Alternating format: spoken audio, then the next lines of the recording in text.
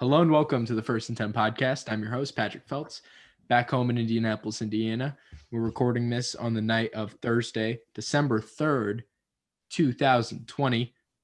We are doing yet another recap episode, but this is our first combo episode of the season. We're doing our recap and our preview. We're recapping week 6, previewing week 7. We are cruising through this Big Ten football season, and joining me as always is Reid Murray down in Nashville, Tennessee. What's going on, Reid? Hey, Pat, if you're watching this on YouTube, which I would love it if you are, you can see I got a new background. I just had a green screen installed, and now I have this cool First and 10 press conference looking background, and thinking about changing it to something a little more exciting. But for now, I like the way it looks, and I'm excited to have this green screen. And if you want to sponsor us, maybe I can put your company's logo on my background. We will see. But as of now, I really like this green screen I have, and I'm excited to record with it for the first time today. Coach Murray's at his press conference is what it looks like to me.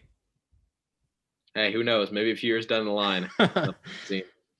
We've actually got, speaking of coaching, we had an idea. We're just gonna let you guys in on a little First and 10 behind the scenes. Me and Reid are gonna try and design an offensive playbook and then discuss it on an off-season episode. So if that's something you guys are interested in, and a little bit of football strategy and how we would run a team, then let us know, and I think we'll pull the trigger on that episode. But for now, Coach Murray is just at his press conference here on YouTube.com. Search up First and 1G. Anyway, we've got football to talk to. 2 weeks worth of games, if you can even call it that, because of so many cancellations. But I think the top story coming from last week, we're going to start with last week's games. If you're talking about a result on the field versus an off the field incident, I would say the top story is the Northwestern Wildcats, who were upset by Michigan State in a result just about nobody saw coming. For Michigan State, it's either they're beating a ranked team or they're getting blown out by, anyone else. They beat their arch rivals in Michigan, and they upset the number 8 team in the country, and then they look absolutely horrible against every other team. Is Michigan State the most confusing team the Big Ten has seen in recent memory, Reid? Well, on one hand, I think if you look at purely scores and results, you could say that.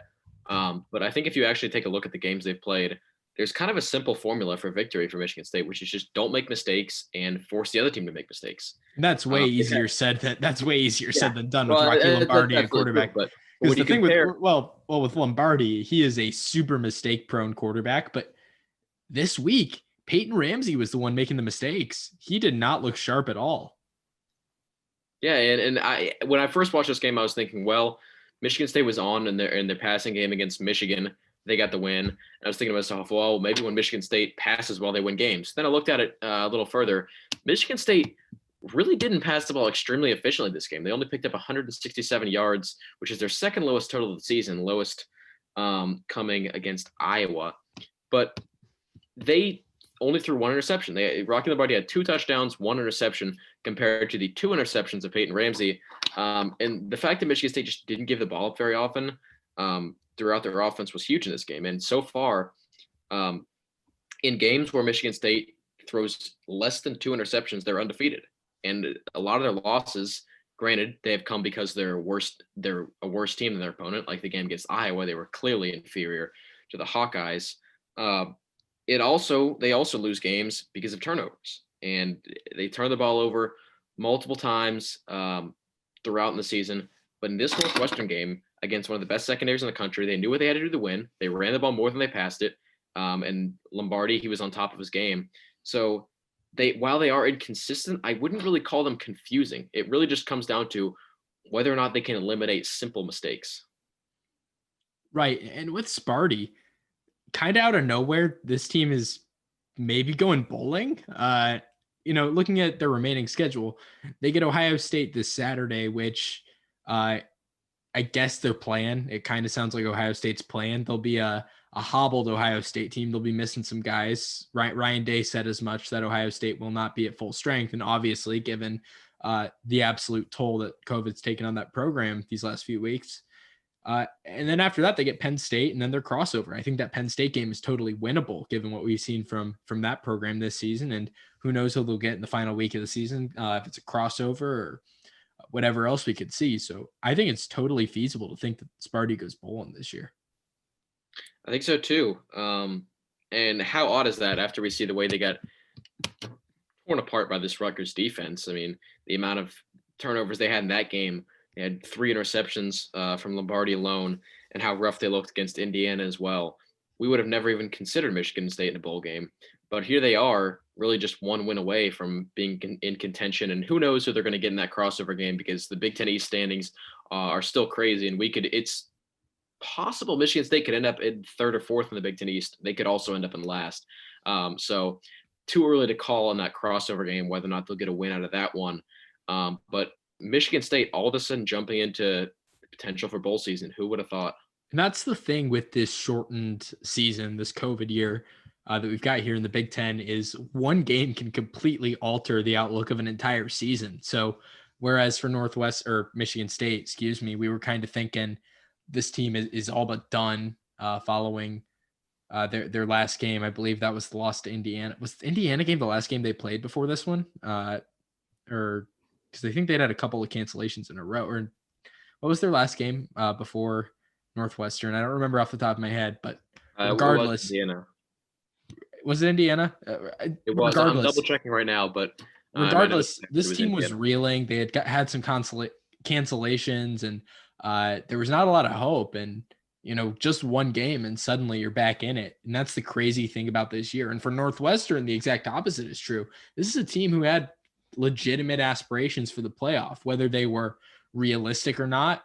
Who cares? They were legitimate. The fact is, it was late November, and you could say Northwestern has a legitimate chance of making the college football playoff. And now I think their playoff hopes are all but dashed. They've still got a chance at the conference championship. I think it's far more likely that they can have a shot at winning the conference championship if the current rules are upheld and Ohio State misses another game. And then they're playing Indiana, who I still think is a better team, but more beatable than Ohio State would be for Northwestern. But they went from potentially playoff hopes to now maybe you can get the conference championship. Although if the current Big Ten rules of if you don't play 6 games, you cannot make the conference title are upheld, then Northwestern has clinched the Big Ten West division because Wisconsin is ineligible. And this week's game between Minnesota and Northwestern is canceled. So Northwestern will not be losing more than 2 games in the regular season.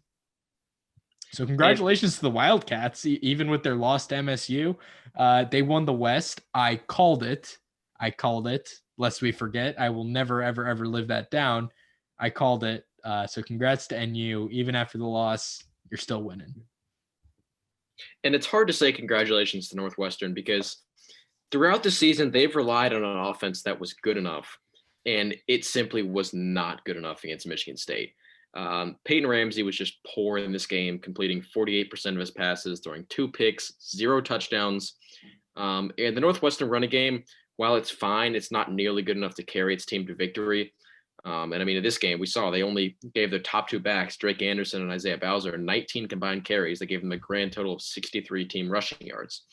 So Northwestern, while they don't rely on their offense to necessarily win them games, and the defense is the backbone and the real strength of this team, they do rely on Peyton Ramsey pretty heavily. And when the defense isn't there, as well as when Ramsey isn't there, Northwestern doesn't have a shot. And they proved it this one. Peyton Ramsey was not on top of his game. He looked rough, and the whole team paid for it.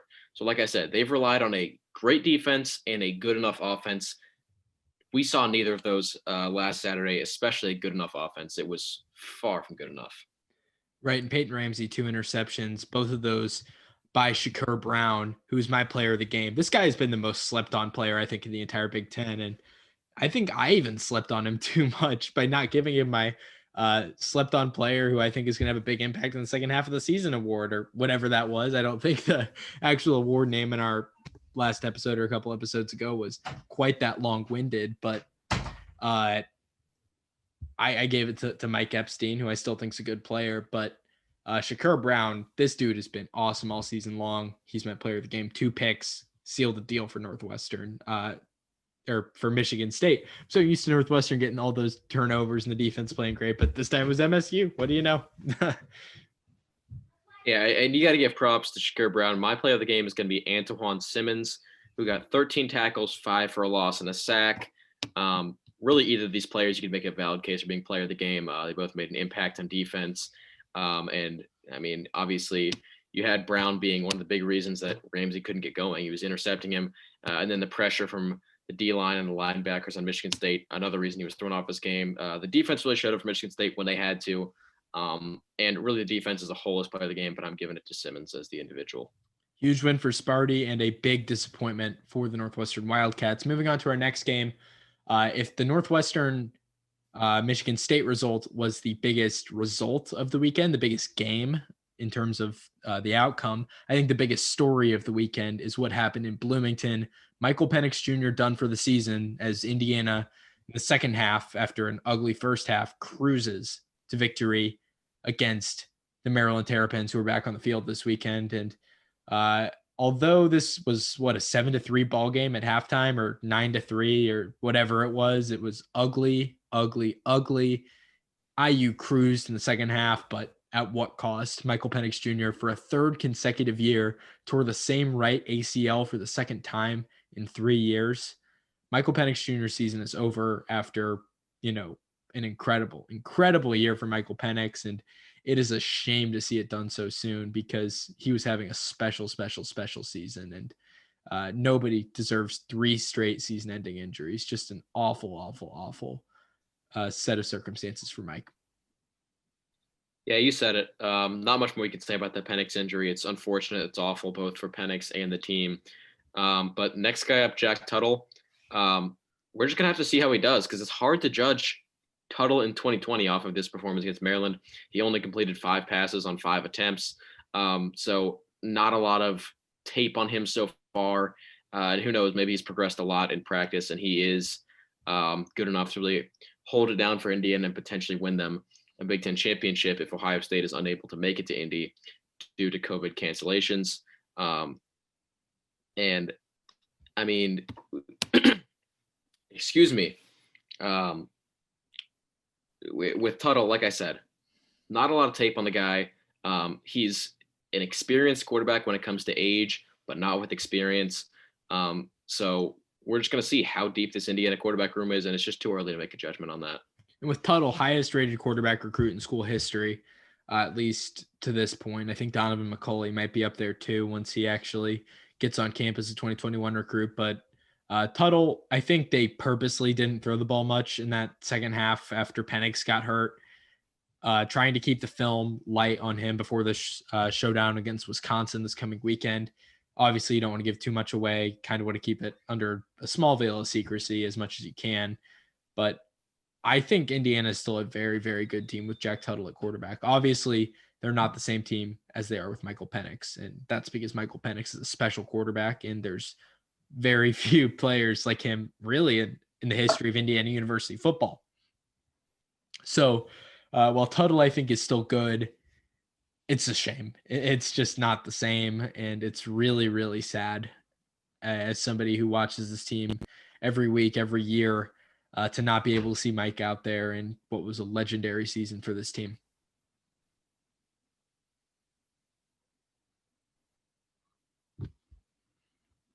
But with the game itself, though, I don't know what else there is to say other than Indiana's running game is finally here. And luckily it was, because Penix was playing really poorly when he was actually on the field before that injury. And I think that's probably because he was playing hurt, in all honesty. But I don't know anything on that. I have no actual sources. That's purely speculation on my part. Looked like he was playing hurt. He was definitely not the same quarterback we've seen, say, in that Ohio State game just a week prior. But I think with him, you might have wanted to run the ball more. And I think that's why they ran so many of those Wildcat packages you saw. Even when Penix was healthy, they ran the Wildcat some, I think, trying to keep him just away from contact off the field as much as he can, because he might have been playing hurt. That was my hitch and my inclination after seeing him play. But the running game looked good. Stevie Scott had a good game. He's my player of the game. 3 touchdowns. Big night for Stevie Scott down in Bloomington. Hopefully he keeps it up this week against Wisconsin, because with Tuttle still being kind of an unknown quantity, you're going to have to rely on the guys who can get it done. And while Stevie Scott hasn't gotten it done a whole lot this year, and I think a lot of that comes down to play calling, he looked good against Maryland, and hopefully he can keep it up. Stevie Scott's my player of the game, and thoughts and prayers with Michael Penix. Hopefully everything turns out okay, and you can get back out there next season. And I think moving forward without Michael Penix, we're going to see truly how good this Indiana defense is, because we've seen what they can do so far this season. But we're going to see how well they can put the team on their back, because their probably best individual player, Michael Penix. I think you can make a case for Jamar Johnson being best individual player. But we're just going to go ahead and say Michael Penix was the best individual player of the team. Now he's gone. Let's see how the defense as a whole unit, especially the secondary, are going to step up and be able to put the team on their back. Can they win games without as much explosiveness on offense, or will Tuttle be able to provide that explosiveness? That is going to be the question moving forward, and it's probably going to be answered the following week against Wisconsin. That's a huge test. But my player of the game, it's going to be another running back, Tim Baldwin Jr. He got no touches this season outside of his game against Michigan State. He burst on the scene with 16 carries, 106 yards. Big game for a player who's just gotten into the team recently. He could be a sleeper. We didn't mention him in our sleeper category of our awards for the midseason, but maybe he comes in and revitalizes this Indiana run offense, kind of the way the Burger is doing with Wisconsin. Only time will tell, like a lot of things on this Indiana team. That is my play of the game for Indiana, and that is all I have to say for Week 6 against Maryland. Huge game from Tim Baldwin, kind of a breakout performance there, as you said. This Indiana running back room is great. I think it comes down to the offensive line play and the play calling. If those improve, I think the sky's the limit for the ground game for Indiana. Stevie Scott, Samson James, and Tim Baldwin Jr. all are very good running backs, very capable. And the play calling looked like it improved, and the offensive line can be better because the offensive line has been a true concern for this team. Then I think they're going to be pretty solid on the ground. Next game here, as we're starting to wrap up, Penn State got their first win of the season against Michigan. Here in this one, a little bit of quarterback controversy on both sides of the ball, but Clifford, he got the start against Michigan for Penn State. 163 yards, 17-28. Obviously not a great game, and by last year's standards for him, this would have been a pretty awful game. But for this year's Sean Clifford standards, it was a bounce back. You think Clifford improves from here? He got his feet back, or you think it's just a one-off game against an awful secondary? Because I'm kind of leaning towards this is all he could do against Michigan's secondary. Are you kidding me? How did you not torch him? But you know what? It's better than what we've seen from Sean Clifford. So a little bit of improvement there for him. I completely agree with you on my take when it comes to Sean Clifford. The fact that he went up against such an awful secondary and failed to look great. He looked good, I guess, but this is a team you have to look great against, because Michigan, they simply can't do it when it comes to pass defense. Like I said, he was fine in terms of completion. He completed 17 out of 28 passes, but he only got 163 yards and he threw 0 touchdowns against this Michigan defense. I think that only further proves his mediocrity, and I don't see him getting any better from here. I think it's going to be Levis time next year, I think Levis should have been the starting guy moving forward this year. And they're proving Sean Clifford is their guy, and James Franklin believes in him.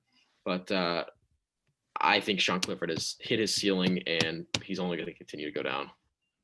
And with quarterback at Penn State, I don't know if there's any interest here, but I think Mackenzie Milton, who entered the transfer portal recently, I think on Thursday, he makes a lot of sense for them if he's healthy and if he is still a productive quarterback. He was great at UCF. Obviously, that injury, very scary, and he's lucky to even still be able to walk, let alone play football, and it's a miracle there. But I think he makes some sense for Penn State if they could try and recruit him to Happy Valley. I think so too, and I think there's a good chance he ends up at Nebraska with his former coach Scott Frost. There's a lot of talk, obviously. He was his former coach at UCF. He's the guy who brought UCF to where they were as quote national champions. But I think Penn State would be a good fit for him. Penn State needs that kind of guy. Sean Clifford, they thought he was going to be the next Trace McSorley.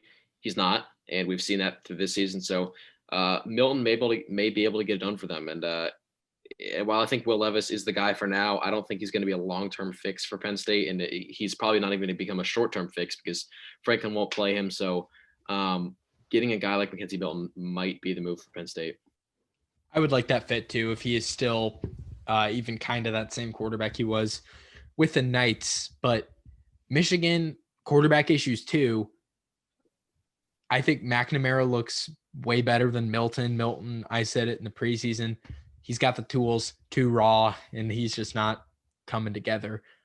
Didn't get much playing time, though, only came in due to an injury for McNamara. And McNamara, little shaky this game.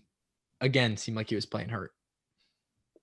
Yeah, and when it comes to the McNamara and Milton situation, I think there's no real right answer. And I think McNamara, he's the better quarterback for now. But Milton is the guy for the future. But it doesn't matter who they put a quarterback. Nobody's going to make a revolutionary change in this team. And I think that's really the story of Michigan football this year.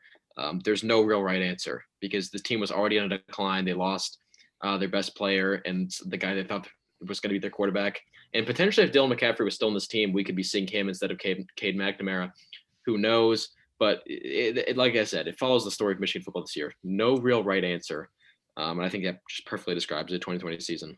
And it actually describes their coaching situation too, because Jim Harbaugh, clearly things aren't working with Jim Harbaugh right now, but there's not really a right answer in terms of firing him because, I mean, Michigan before Harbaugh, they were a consistently 6-6 team. Harbaugh brought them to about 9-3, and that's where they've been sitting for the past few years.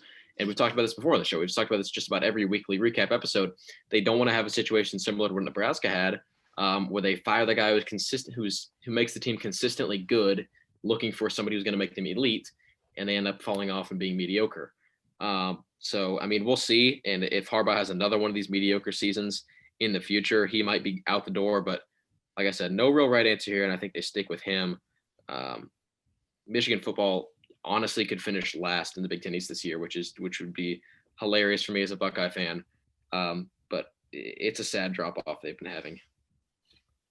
Yeah, just an unprecedented season, really, in the history of Michigan football. And with this week's game, due to COVID being canceled against Maryland, Michigan will have won 0 home games in a season for the first time, I believe, in the history of the Blue and Maize. But with COVID at Michigan, Reid, let's say the Big Ten does not alter the rules. So if you haven't been following along at home, Ohio State, obviously undefeated. They are in the driver's seat to win the Big Ten East, or so we thought. Then they had COVID at their team. Looks like they're back on track to play again, though. So that might not be an issue. Ohio State is probably going to play enough games to be eligible if the other team doesn't get sick. However, Michigan State doesn't have issues this week, but Michigan might have COVID issues next week. They already canceled this week's game. The game against Ohio State might not happen. And if the Big Ten doesn't alter their rules, though there have been rumors to both sides of that, kind of sounding like the Big Ten could change the rules and Ohio State will get into the Big Ten championship game anyways, a COVIDed out Michigan team could eliminate Ohio State from winning the Big Ten. And I think that's really the only way that Michigan could harm Ohio State. I don't think they stand a chance on the football field. But I don't want to make accusations in Michigan's way of doing this on purpose. I think it's completely that's unfair. But it's completely unfair. There's no evidence of it right now. So I'm not going to make that kind of claim. I've seen a lot of Ohio State fans talking about Michigan intentionally ducking Ohio State. Like I said, it could happen, but that could be the case. I doubt it. And I have no real reason to believe that other than pure speculation with Ohio State bias. So I don't want to go ahead and make that claim. And I also want to say, obviously, I would love for Ohio State to go to the Big Ten championship for 4th straight year and win it for a 4th straight year. But I would think that if they miss the Michigan game or the Michigan State game, it would be wrong for them to do so. And not wrong on Ohio State's part, because they can't do anything with the Big Ten's rules. It would be wrong on the Big Ten's part. And like I said, as much as I want to see Ohio State win the Big Ten, I want us to do it the right way. And I don't want it to be a situation where the rules are bended in Ohio State's favor. And I don't love the rule about one game below the conference average. But the rule was set at the beginning of the season. Those were the rules that every team agreed to. And those were the terms that we started the season with.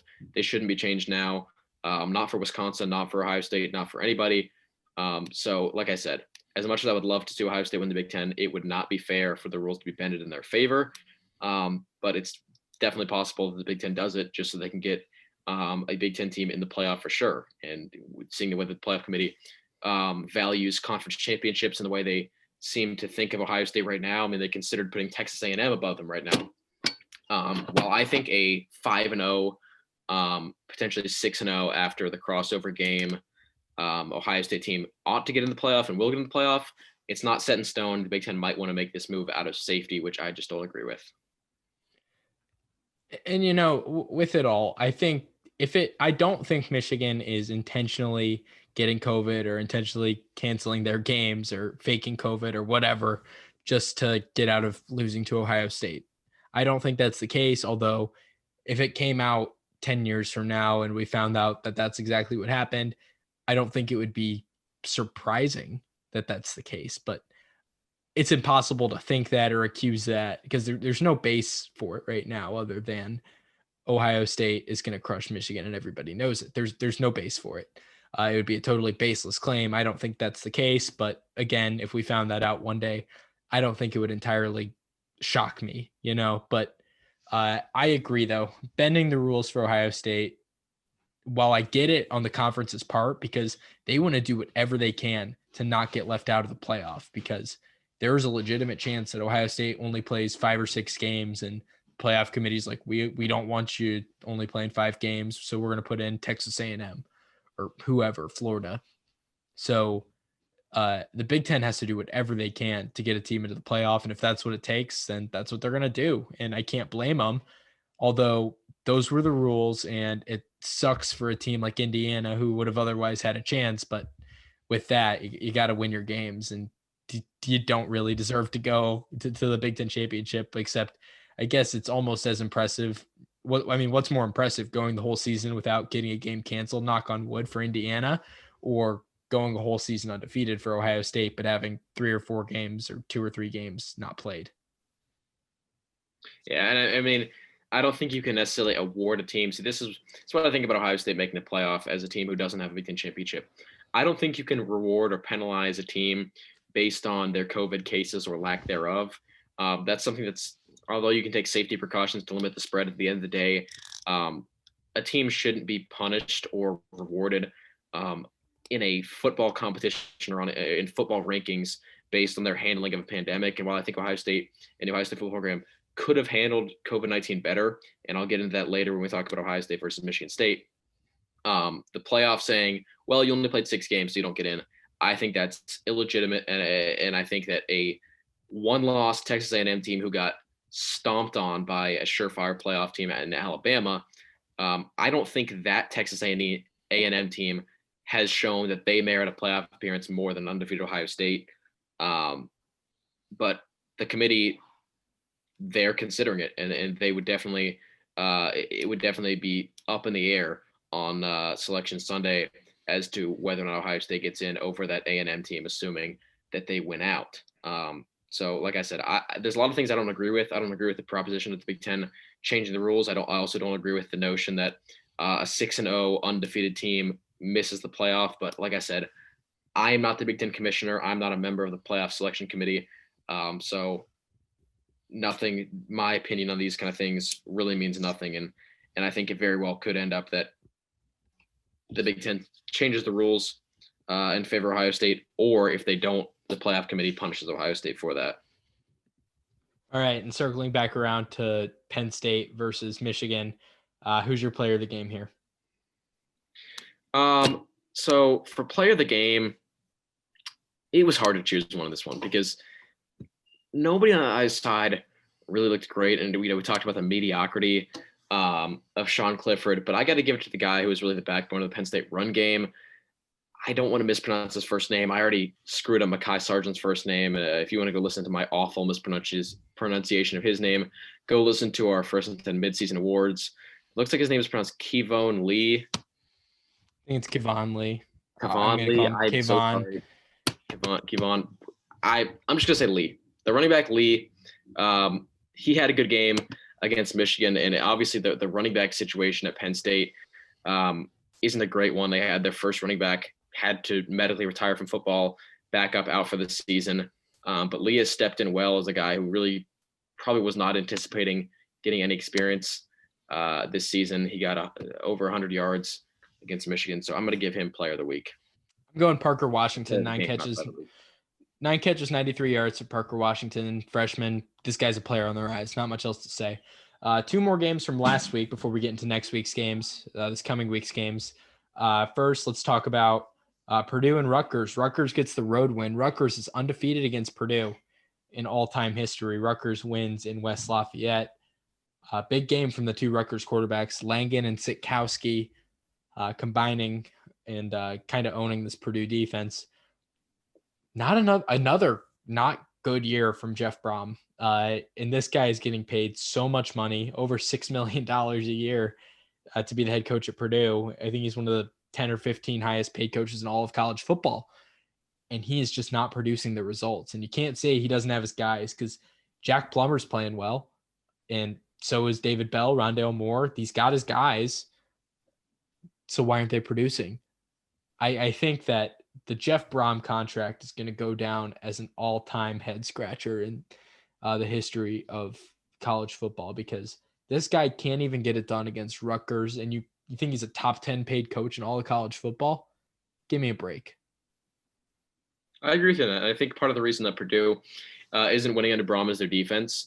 But at the end of the day, if you have one of the most explosive players in college football, Rondale Moore, another one of the most explosive players in college football, David Bell, and a few good young guys who got experience last year due to so much injury in the team, there's no excuse at all for you to be losing games to teams like Rutgers. And I don't care that they kept it close or that they almost won the game.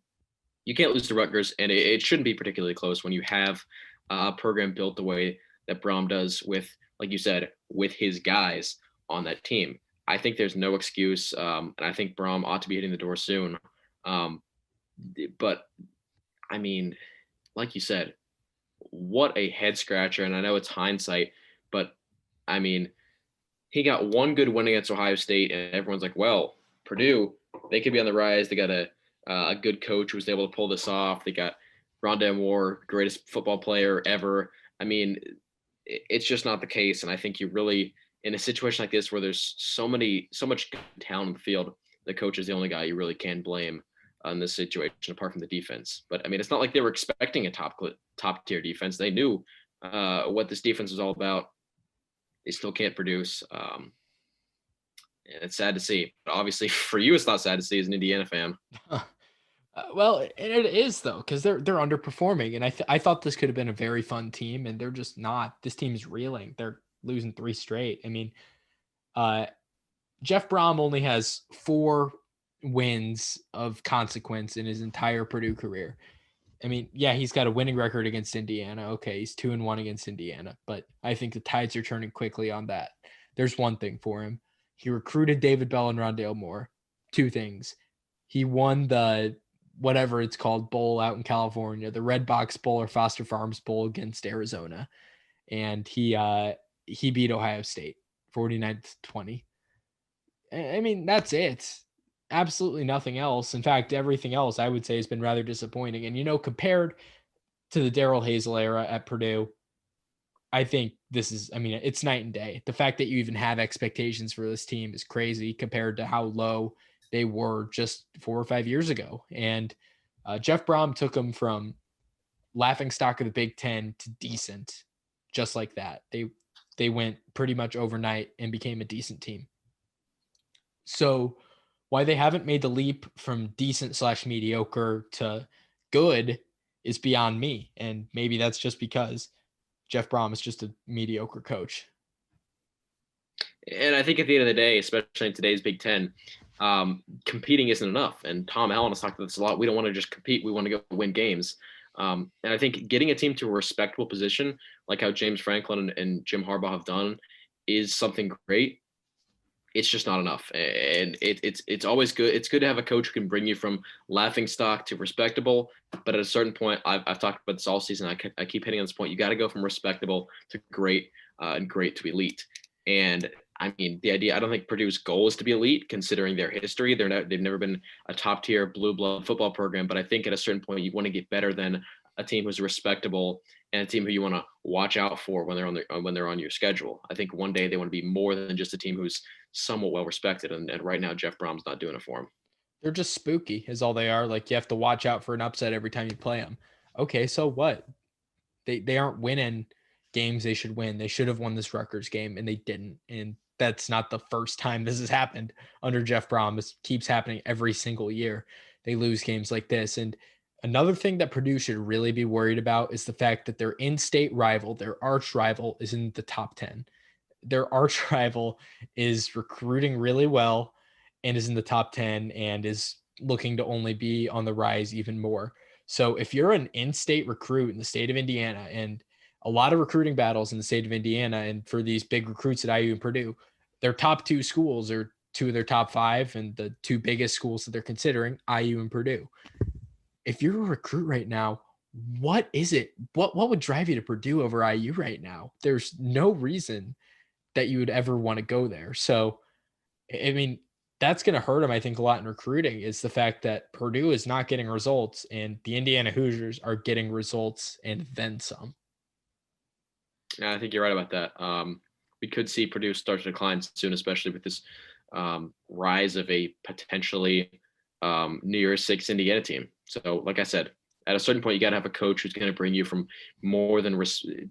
respectable to more than that. And it seems like Brom isn't the guy. He had everything he could ever want to build a good program at Purdue. And at this point, like you said, they've only been spooky.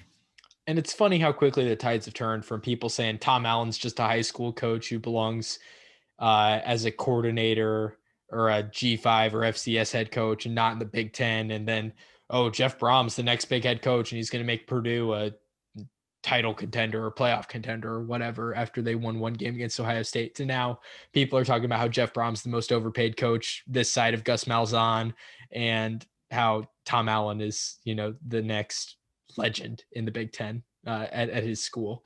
So funny how things change. So player of the game, though, here, I'm going with Art Sitkowski for the Rutgers Scarlet Knights. Sitkowski, 18-27 for 2 touchdowns, but he wasn't the only quarterback we saw play. Johnny Langan, too. Langan just threw 4 times for 95 yards and a touchdown, but he ran 21 times for 95 yards. So I guess I could give it to both of them, but I'll go Sitkowski here.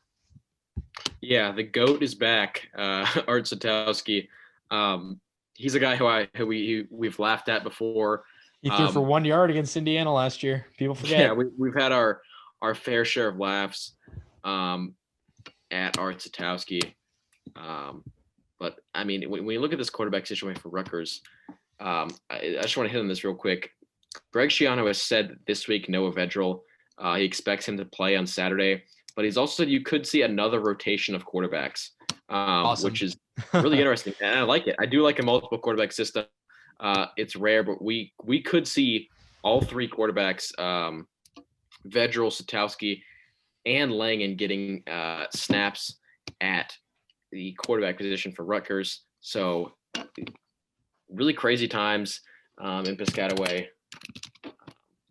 I'm excited to see what happens against Penn State with this quarterback situation. Yeah, so going into that one against Penn State, Reid, who's your player of the game? Player of the game is going to be Aaron Cruikshank, transfer from Wisconsin. We talked about him before. He got a 100-yard kick return that really gave Rutgers some crucial momentum, and he was one of the guys, one of those transfers who we were talking about could make a big impact for Rutgers. He hasn't been all over the stat sheet all season, but this one game, it was a great play.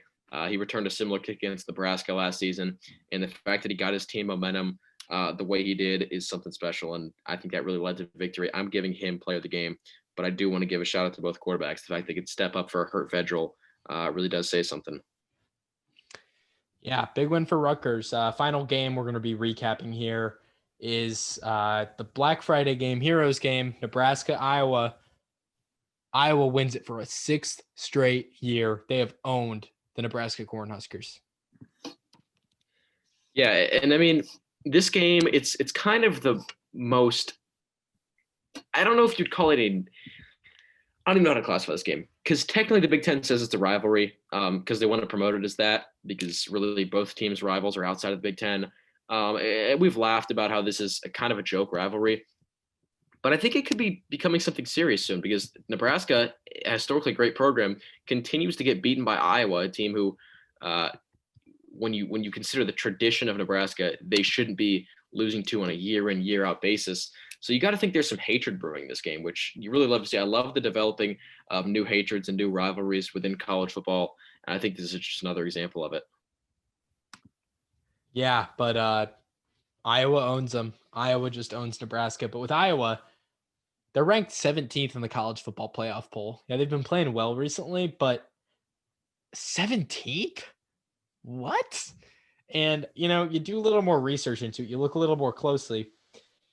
College football playoff poll. Can you guess, Reid, which athletic director is on the college football playoff poll? Can you name a school whose athletic director is on the college football playoff poll?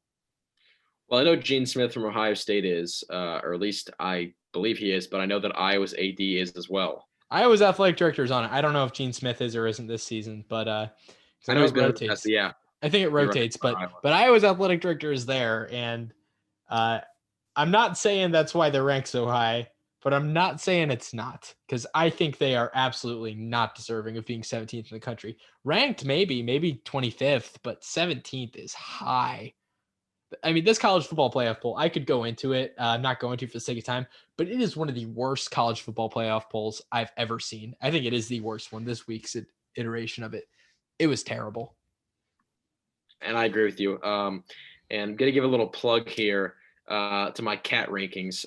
First of all, I'll give an explanation of this real quick. Cat rankings, it's a rankings based on the impressiveness or the strength of a team's resume and games in the season. I just came out with my first cat rankings top 25 this week. You can check that out on Twitter at ReidMurray9. I believe the First and 10 account retweeted it. If not, I'm gonna go retweet it from that account in a minute. But go check out my top 25. You can see where I have Iowa. I have them at number 24, as well as a few other hot takes involving teams like Clemson. And you can see what I think about Cincinnati and BYU in the top 10. But yeah, Iowa at 17, that's puzzling. That is absolutely puzzling. I think it's just like Texas, where two completely overrated teams. And like you said, Iowa, I mean, they're 4-2. They played a great Northwestern team well, and they only lost by 1 point. So it's not like this is a poor Iowa team we're talking about, but 17, that's too far. Yeah, too 24, much. 23, 25, that's appropriate, but 17 is just too high. And you said this last week, a team with Spencer Petras as quarterback should not be rated this highly. Yeah, no, not in a million years. But player of the game here in this game, tough to pick, but I'm going with Chauncey Golston forcing the game-winning sack fumble, winning the game late there. Just a clutch play. Can't really ask for much more than that. Chauncey Golston's my player of the game. My player of the game here has to be Tyler Goodson, star running back in this team, 30 carries, 111 yards, no touchdowns, but he was consistent, got yards on a consistent basis in this game. My guy, Mekhi Sargent, only picked up 18. So Tyler Goodson was carrying the majority of the weight in the run game here. And the run offense really is the entire offense for Iowa. So the fact that he was able to get such good yardage was why Iowa scored 26 points, really. So Goodson is going to be my player of the game. All right, so now we're going to move on to projecting this week's games or next week's games, I guess. But we're moving on. We've done all the recaps. We're combining it into one episode for our listeners. I know it's a lot easier to just click one episode and listen all the way through than it is to devote all the time to listening to two. So we're combining it here. Probably going to run through these games a little quickly. Let's start with our game of the week. Wisconsin. Hoosiers heading up to Madison. No Michael Penix, obviously.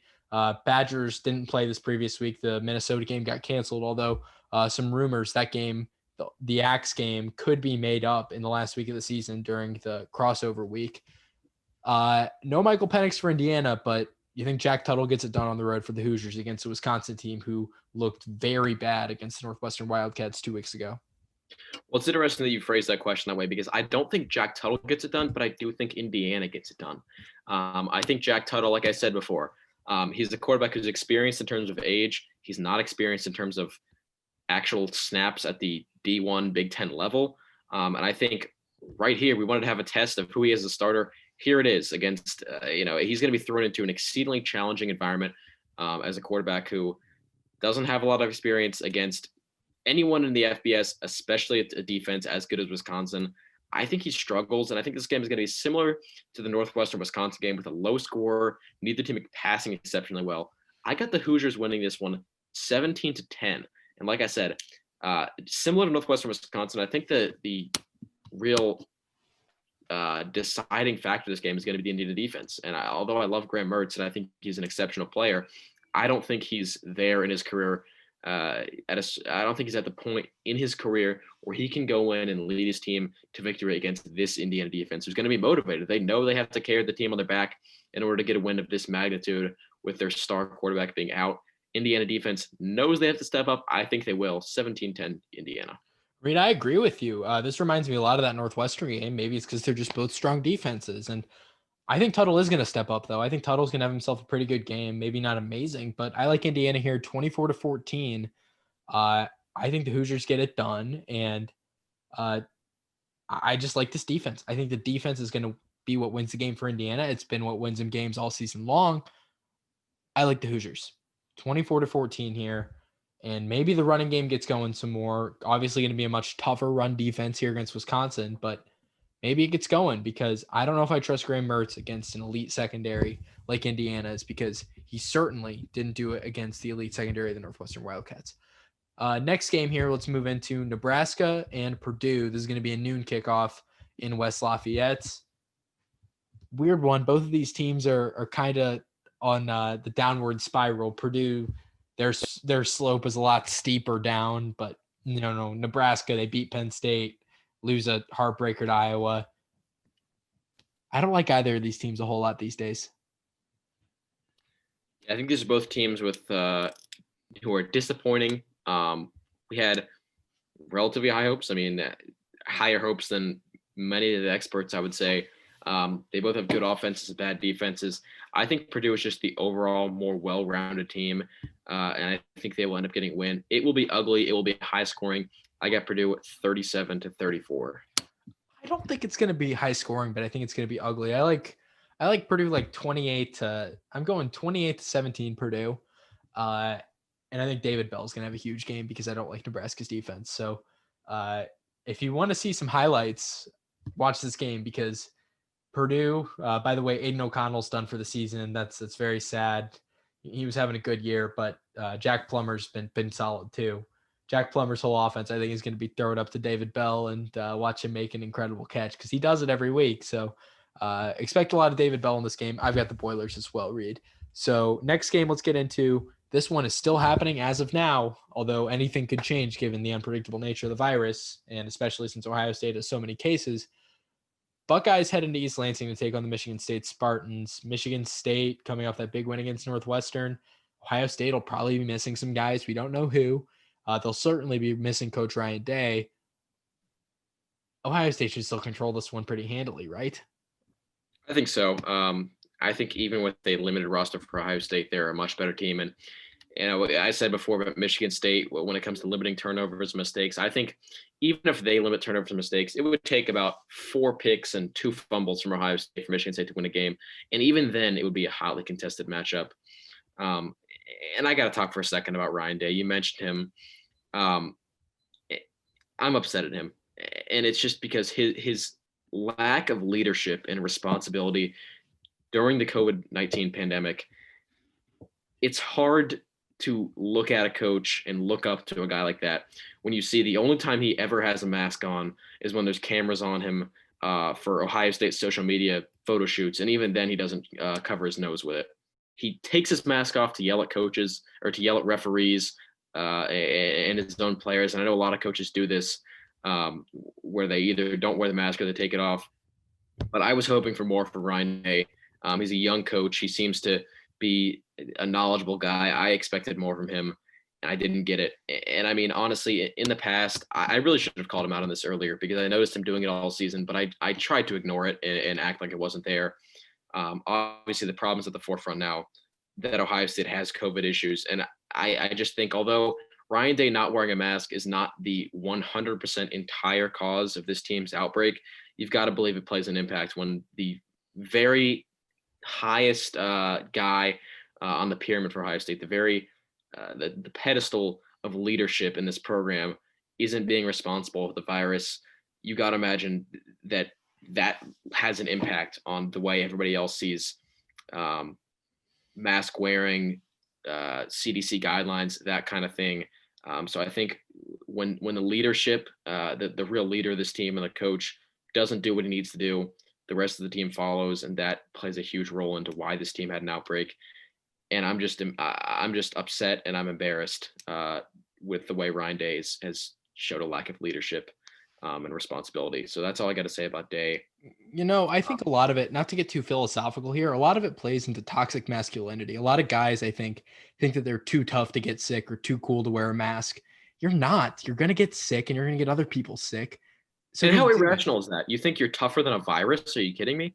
Yeah, come on. But I've noticed that with a lot of guys, and you're not tougher than the virus, and you should be better. Really, it's just be better, and that goes to Coach Day. That goes to all the coaches who keep their mask on their chin or who wear a mask that doesn't work. Like, for example, I've seen Coach Day wear it, and I've seen Tom Allen wear mask made of mesh that you can basically just see through. Like, there's holes in the mask. It doesn't work. Are you stupid? Like, come on. Be better than that. Somebody who I want to point out. Be better. Just be better. Come on. And somebody I want to point out who's done a great job of this and really been the opposite of Ryan Day is Pat Fitzgerald of Northwestern. You see, he has a mask on. It never comes off, whether on accident or on purpose. He actually sort of has this like band thing that goes around his entire head. It's pretty cool. I don't know how effective it is because I've never seen a mask like it, but assuming that it's effective, pretty cool. It looks like it's made of like a winter coat. Black. It looks tough. It's puffy. It's like a winter coat on his face. It's probably very warm. It generally looks tough. Like, I look weak wearing a mask or anything. This mask like actually kind of makes him look cooler and tougher. But I mean, the fact that Pat Fitzgerald, I mean, that's what I expect. If you were to say there's one coach in the Big Ten who treats the COVID pandemic the way it should be, I would guess it's Pat Fitzgerald. Knowing him, the kind of guy he is, and just the fact that it's Northwestern. Right, the smart school. Go figure. Exactly. Go figure. I got to give him a shout out, and it's odd that I'm giving a shout out to the guy who's really doing what you're supposed to do, the bare minimum. But the fact that that bare minimum standard is not met by so many coaches kind of warrants this. So Pat Fitzgerald really had just mentioned the way he has been doing this, but Ryan Day, it's just awful. The way he's dealt with this pandemic, and I hope to see him take it more seriously now whenever he's back. And I hope that we see more masks on the sideline and we see it taken more seriously in general, because we've seen multiple photos from the team practice where he's shouting at guys. He doesn't have one on. He takes it off. He has it not covering his nose. Hopefully we see an improvement in that, and we see players as well wearing masks properly in all scenarios as a result of this sort of COVID scare that they've had in their program. I wish programs across the country did that too. I just wish it was better in general. But unfortunately, that's not the world we live in. And just as a message to everyone, football or non-football related, be better. Be better than that. Just be a decent person. Just wear it. Like, so what? Oh no, they're infringing on my rights. No, be a decent person. Like, come on, show some empathy for your fellow humans for once. And especially with coaches, players not wearing masks while they're on the field and actually doing the physical activity of playing football. There's nothing wrong with that. When you consider the amount of testing that's going on there and the fact that breathing, while you're doing a physical activity like that, it makes sense. A coach is standing on the sidelines. While coaching is a stressful activity, they are able to breathe just fine with a mask while giving instructions to their players. So it's just ridiculous, the idea to even take it off in the first place. But anyway, that's enough COVID talk on this show. Back to football. Ohio State, Michigan State, like I said, this game, even if Michigan State does everything perfectly, I don't think they come away with a win. And I don't even think they do everything perfectly. I think it'll be similar to the game against Iowa. I have it finishing with a 41-5 final score. I think that that score could be closer. 5. Who is out for State. That is a hilarious score, Reid. I hope you're right. I think there's going to be a safety. I think Michigan State picks up a safety at one point in the game. It's going to be because the Michigan State game always has a weird score. There's always some kind of weird element this game. I think Michigan State gets a field goal on the safety, and I'm just calling it. If they do get a safety, by the way, I got to win some sort of I either deserve a pat on the back from you on the show, or I deserve some kind of props for crystal ball predicting that. But Who If knows? We'll Michigan see what State happens. scores safety and does not score a touchdown, I don't know. We'll come up with You owe something. me a Michigan State home field shirt if they do that. Yeah, homefieldapparel.com will get you a Michigan State shirt. If Michigan State gets a safety, deal. Not even a question. Deal. I don't know how much you'd wear that though. I've got Ohio State here 39-6. Anyway, next game, Penn State and Rutgers. Penn State got their first win of the season. Rutgers got their second. Can Rutgers do this? Do you think Rutgers can do it? They can, but they won't.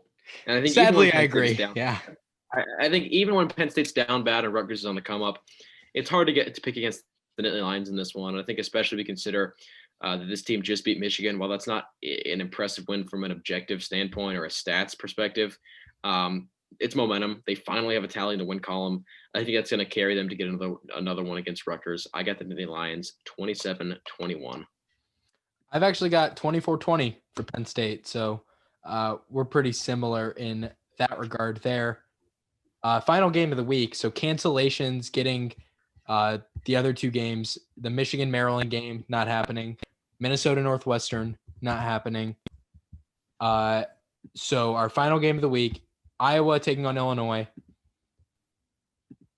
I kind of like Illinois in this one. Illinois is kind of on a roll. They got canceled against Ohio State last week, so they couldn't have the momentum stopping, probably beat down loss to Ohio State. So got a little momentum. Mike Epstein's playing well. I like the Illinois Fighting Illini here, 21-17. Wow, that's I think your hot take of the week. Iowa's the most overrated team in all of college football. I think this game is not out of the question for Illinois, especially when you consider their recent performance against Rutgers and Nebraska. But I think at the end of the day, Iowa's run game on offense is too strong, and their run defense is too strong to allow Epstein to really do too much on the ground. I would also say Iowa's peaking at the right time. They had a rough start to the season against Purdue. They also picked up a loss against Northwestern, which is not a bad loss. It's to a top 15 team. You got to say Northwestern is top 15. I don't think that's up for debate. Certainly. So I think now that they've gotten all these wins in a row, I would say they're peaking at the right time. I don't see them dropping another loss similar to the Purdue game. So I have Iowa taking this one 34-20. All right, so we differ there, but I guess we'll have to see. Should be an interesting one in that game. So that'll wrap it up for our show this week. Thank you for listening to this very long-winded edition of the First and 10 podcast. You're Reid Murray and Patrick Feltz. Have a good one. We'll see you next time. Bye.